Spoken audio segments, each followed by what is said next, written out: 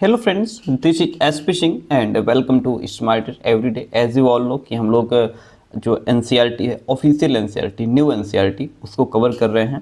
और हिस्ट्री जो है वह 6, 7, 8 की कंप्लीट हो चुकी है।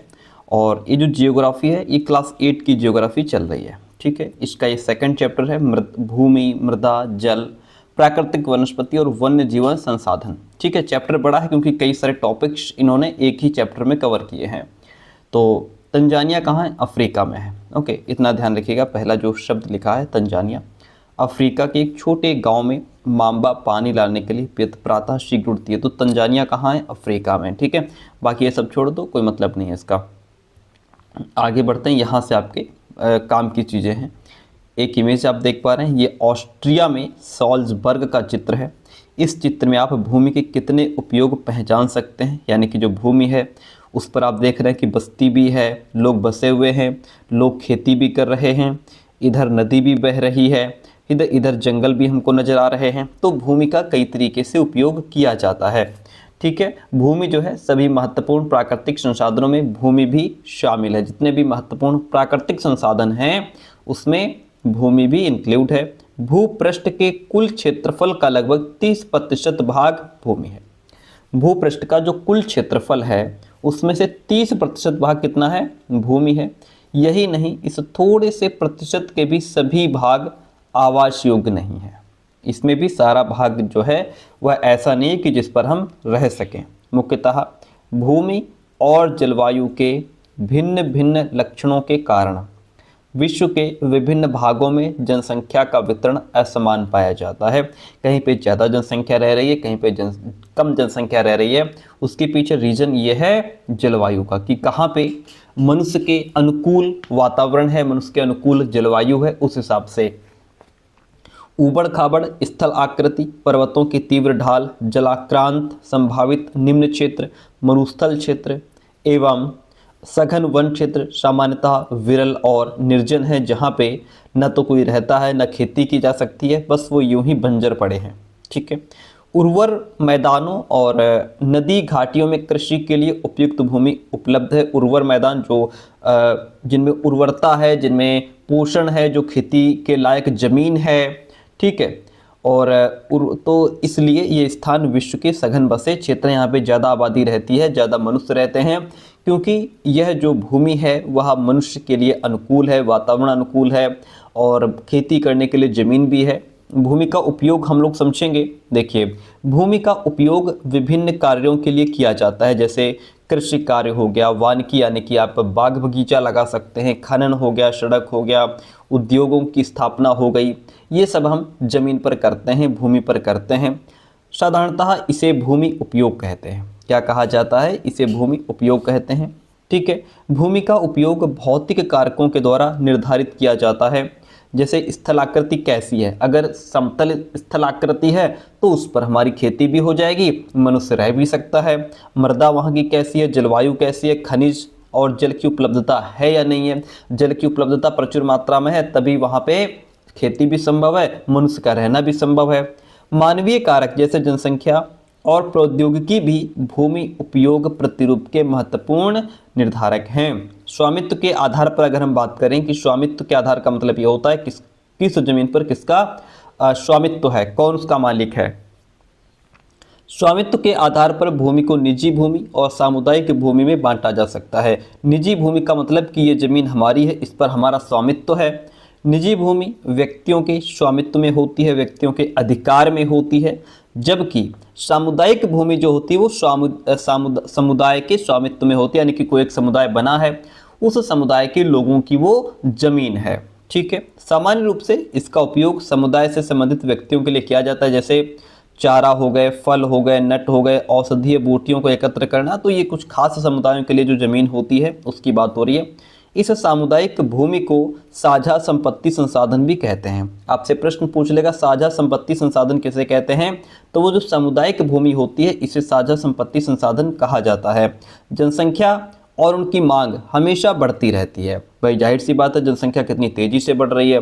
ठीक है, और जब जनसंख्या बढ़ेगी तो उसको उस प्रकार के संसाधनों की भी आवश्यकता रहेगी, ज़्यादा से ज़्यादा संसाधन भी चाहिए। लेकिन भूमि की उपलब्धता तो सीमित है, जनसंख्या बढ़ रही है, भूमि उतनी है, ऐसा तो है नहीं कि साथ में जमीन भी बढ़ रही है। स्थान के अनुसार भूमि की गुणवत्ता में अंतर होता है, कहीं पर बहुत उपजाऊ भूमि है, कहीं पर ऐसी भूमि है जो बिल्कुल भी उपजाऊ नहीं होती है, फसल बो दो फसल होती नहीं है। लोगों ने सामुदायिक भूमि पर व्यापारिक क्षेत्र बनाने, नगरीय क्षेत्रों में घर बनाने और ग्रामीण क्षेत्रों में कृषि योग्य भूमि का विस्तार करने के लिए अनाधिकृत हस्तक्षेप शुरू कर दिया है। जहां पर उसका अधिकार नहीं है, वहां भी अब वो अधिकार अपना जमा रहा है। ठीक है, ओके। और आज भूमि उपयोग देखिए, आज भूमि उपयोग प्रतिरूप में व्यापक परिवर्तन हमारे समाज में सांस्कृतिक परिवर्तनों को दर्शाते हैं। वर्तमान में कृषि और निर्माण संबंधी गतिविधियों के प्रसार के कारण निम्नीकरण, भूस्खलन, मृदा अपरदन, मरुस्थलीकरण पर्यावरण के लिए प्रमुख खतरा बने हुए। भाई भूस्खलन हो जाता है, मृदा अपरदन हो जाता है, मरुस्थलीकरण हो रहा है, ये पर्यावरण के लिए क्या है, खतरा साबित होता है। ठीक है, इतनी बात क्लियर है। ओके, आगे बढ़ेंगे। नेक्स्ट पॉइंट आप देख पा रहे हैं, आगे बढ़ते हैं। भूमि उपयोग में समय के अनुसार परिवर्तन भी होता रहता है। भूमि संसाधन का संरक्षण हम कैसे करें, कैसे भूमि को बचाएं? देखिए, भूमि संसाधन का संरक्षण बढ़ती जनसंख्या तथा इसकी बढ़ती मांगों के कारण वन भूमि और कृषि योग्य भूमि का बड़े पैमाने पर विनाश हुआ है। जनसंख्या बढ़ रही है, लोगों को रहने के लिए जगह भूमि चाहिए, खेती करने के लिए भूमि चाहिए। ठीक है, उनकी बढ़ती मांग है। भाई जब जनसंख्या बढ़ेगी, खाने के लिए अधिक चीज़ें चाहिए, फसल चाहिए, तो उसके लिए तो इस प्रकार जो वन भूमि है, जहाँ पर जंगल लगे हुए हैं, जो खेती करने योग्य भूमि है, उसका बड़े पैमाने पर विनाश भी हुआ है, क्योंकि लोगों ने खेती करने वाली जगह पे घर बनाने शुरू कर दिए हैं। इससे इस प्राकृतिक संसाधन के समाप्त होने का डर पैदा हो गया है कि एक दिन इतनी जनसंख्या हो जाएगी, क्या होगा, प्राकृतिक संसाधन, ये जो भूमि है, समाप्त होने का डर है। इसीलिए विनाश की वर्तमान दर को अवश्य ही रोकना चाहिए। वन रोपण, भूमि उद्धार, रासायनिक कीटनाशकों और उर्वरकों के विनियमित उपयोग तथा अतिचारण पर रोक आदि भूमि संरक्षण के लिए प्रयुक्त कुछ सामान्य तरीके हैं।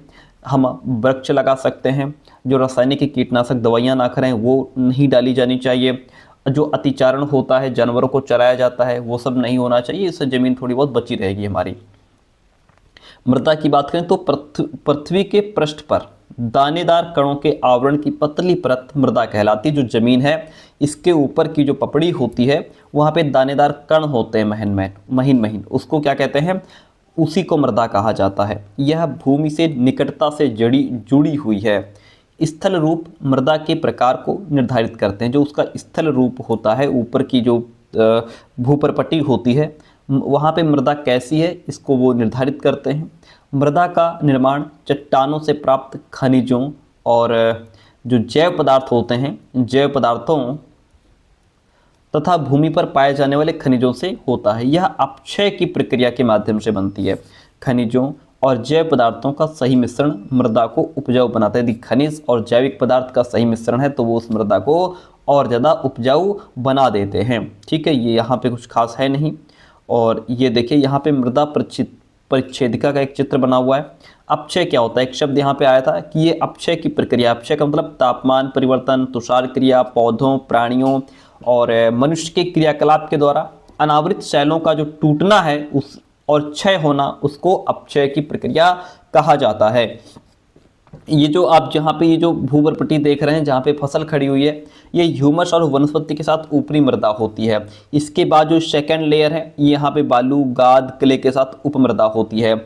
ये वाला जो पोर्शन है, ये अपक्षयी चट्टानी पदार्थ है और इसको जनक चट्टानें कहा जाता है। इतनी बात क्लियर है। क्या आप जानते हैं केवल 1 सेंटीमीटर मृदा को बनने में, अगर 1 सेंटीमीटर मिट्टी बनेगी तो उसको बनने में सैकड़ों वर्ष लग जाते हैं। ठीक है, यहाँ पे मृदा निर्माण को प्रभावित करने वाले कुछ कारक हैं, जैसे जनक शैल, रंग, गठन, रासायनिक गुणधर्म, खनिज, मात्रा, पारगम्यता को निर्धारित करती है कौन, मृदा। ठीक है, जलवायु, तापमान, वर्षा, अपक्षय और ह्यूमस निर्माण की दर को प्रभावित करते हैं। और तीसरे नेक्स्ट पॉइंट है उच्चावच, तुंगता और ढाल मृदा के संचय को निर्धारित करते हैं। वनस्पति जात, प्राणी जात, सूक्ष्म जीव ह्यूमस निर्माण की दर को भी प्रभावित करते हैं। समय मृदा प्रच्छेदिका की मोटाई को निश्चित करता है। ठीक है, तो ये मृदा को निर्माण को प्रभावित करने वाले कुछ कारक हैं। आगे बढ़ेंगे, मृदा निर्माण के कारकों को ठीक से समझते हैं। देखिए, कहता है मृदा निर्माण के मुख्य कारक जनक शैल का स्वरूप और जलवायविक कारक हैं। मृदा निर्माण के जो मुख्य कारक हैं वो जनक शैल का स्वरूप है और जलवायविक कारक है। मृदा निर्माण के कुछ अन्य कारक जैसे स्थल की आकृति हो गई, जैव पदार्थों की भूमिका और मृदा निर्माण के संगठन में लगा समय होता है। तो अलग अलग स्थानों में ये अलग अलग होता है, भिन्न भिन्न होता है। आगे समझेंगे मृदा का निम्नीकरण और संरक्षण का क्या उपाय है, हम इसको कैसे बचा सकते हैं। मृदा अपरदन यानी कि जो मिट्टी कट जाती है, बाढ़ में कट जाती है, और क्षीणता मृदा संसाधन के लिए दो मुख्य खतरे बने हुए हैं। मानवीय और प्राकृतिक दोनों ही कारकों से मृदाओं का निम्नीकरण हो सकता है।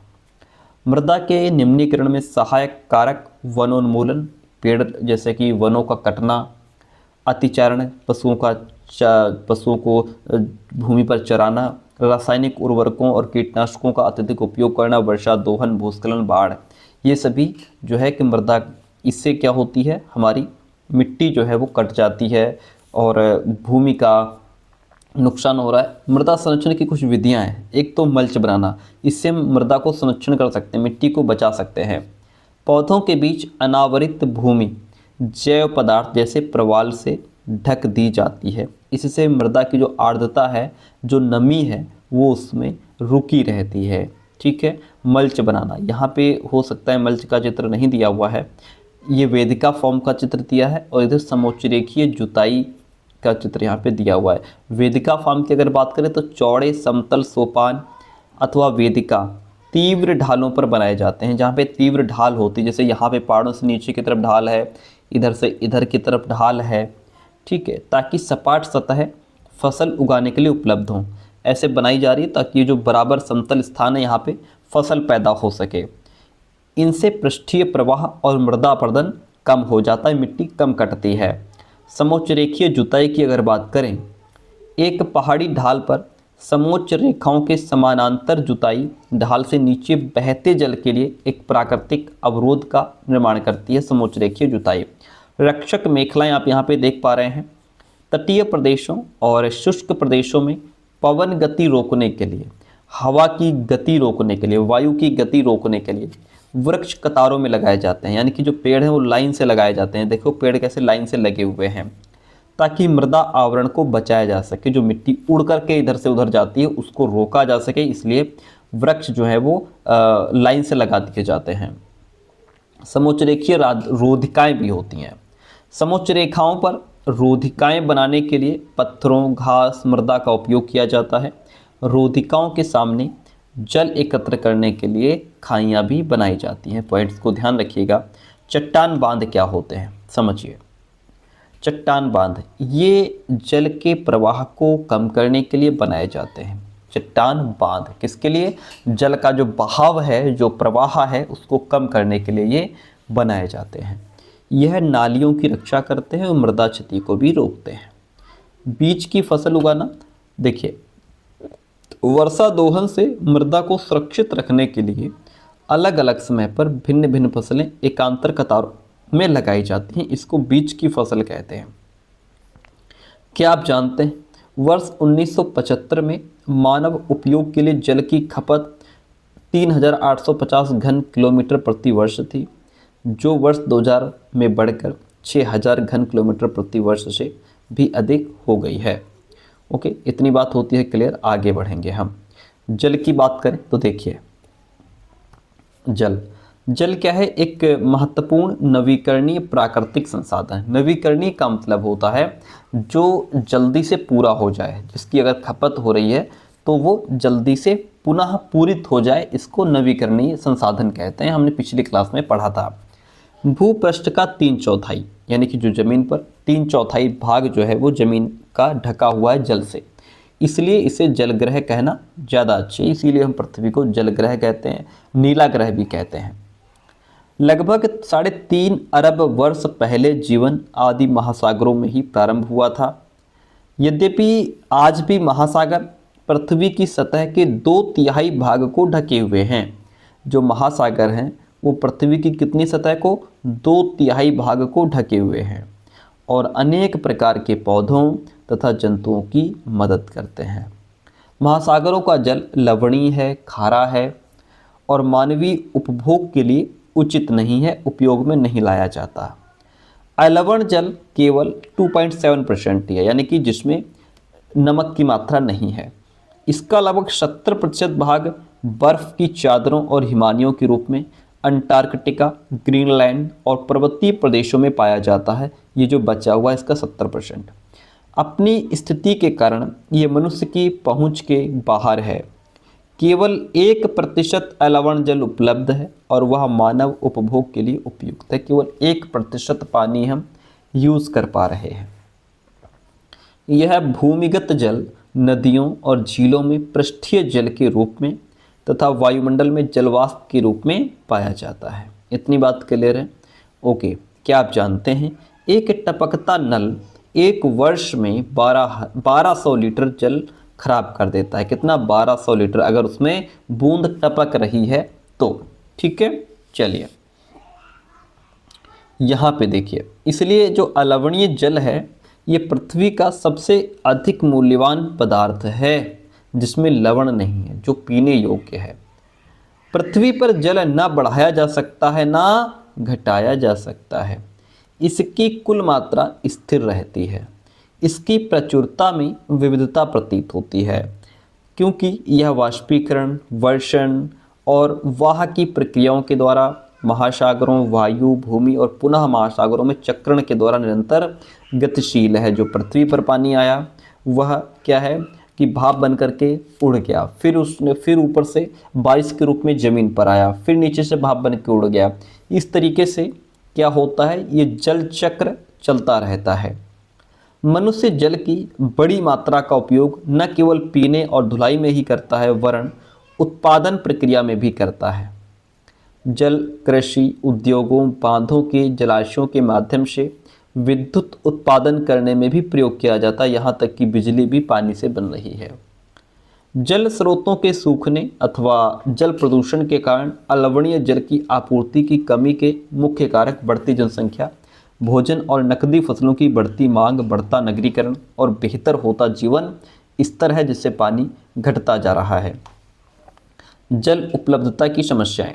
विश्व के कई प्रदेशों में जल की कमी है। अधिकांश अफ्रीका, पश्चिमी एशिया, दक्षिण एशिया, पश्चिमी संयुक्त राज्य अमेरिका के भाग, उत्तर पश्चिमी मैक्सिको, दक्षिण अमेरिका के भाग और संपूर्ण ऑस्ट्रेलिया अलवणीय जल की आपूर्ति की कमी का सामना कर रहे हैं।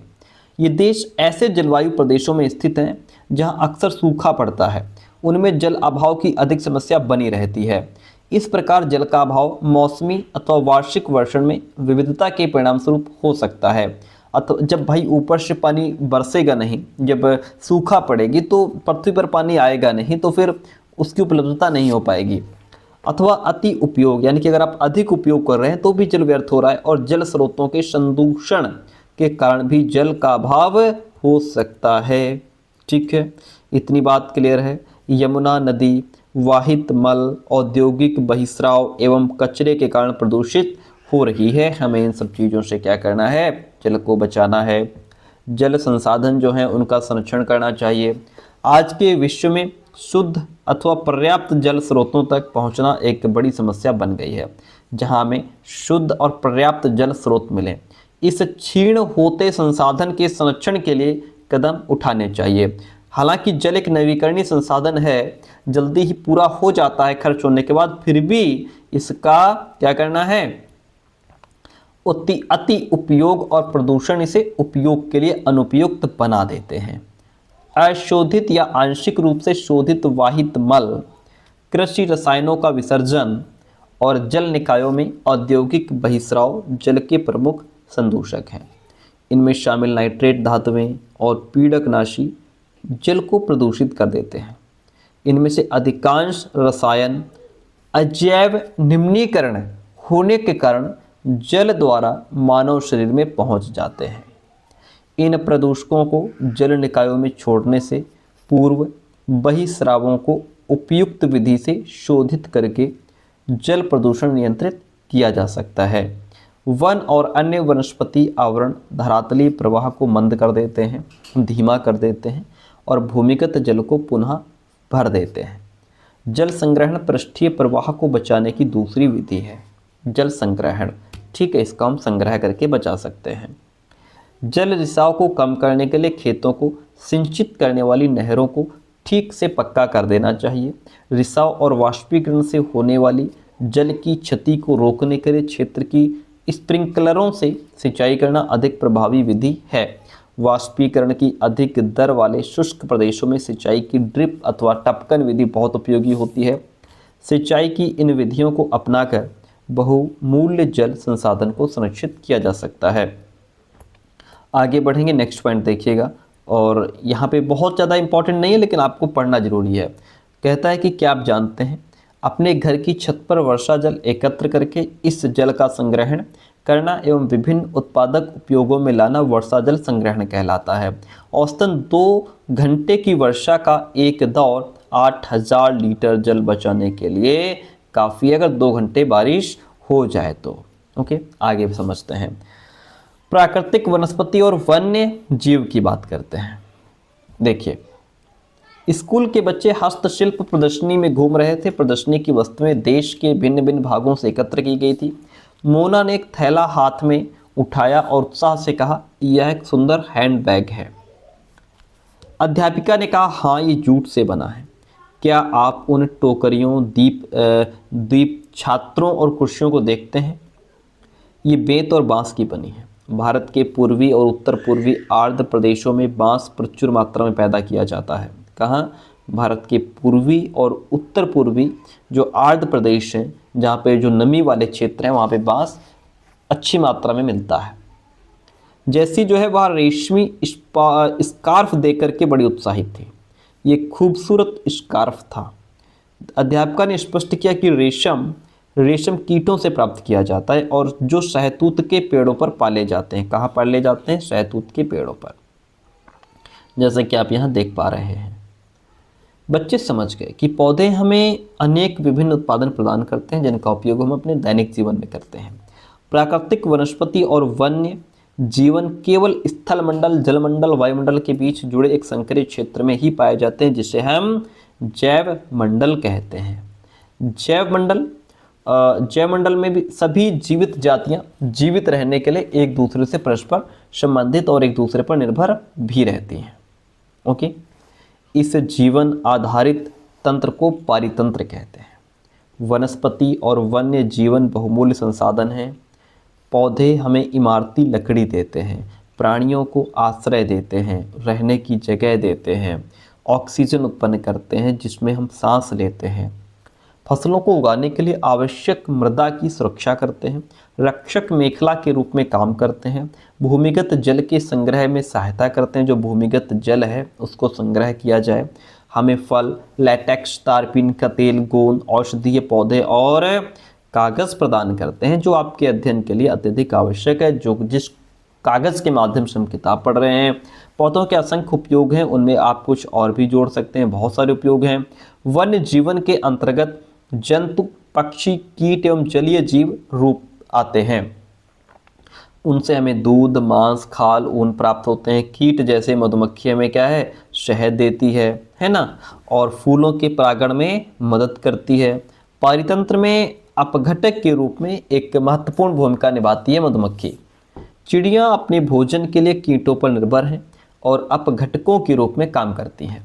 गिद्ध मृत जीव जंतुओं को खाने के कारण एक अपमार्जक है और पर्यावरण का एक महत्वपूर्ण शोधक समझा जाता है। इसलिए प्राणी चाहे बड़े हों अथवा छोटे, सभी पारितंत्र के संतुलन को बनाए रखने के लिए अनिवार्य है। कोई भी किसी प्रकार का कोई भी प्राणी, हम ये नहीं कह सकते कि ये फालतू है, बेकार है। हर प्राणी की अपनी अपनी एक भूमिका है जो अदा कर रहा है। ब्रह्म कमल एक औषधीय बूटी यहाँ पे आप नज़र आपको आ रही होगी, इसको आप देख सकते हैं। नीचे एक किलकिला यानी कि किंगफिशर है और यहाँ पे गिद्ध आपको नज़र आ रहा है।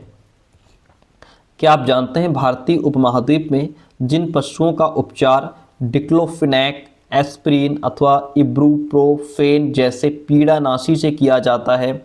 उनके अपमार्जन उपरांत गिद्ध किडनी खराब होने से मर रहे थे।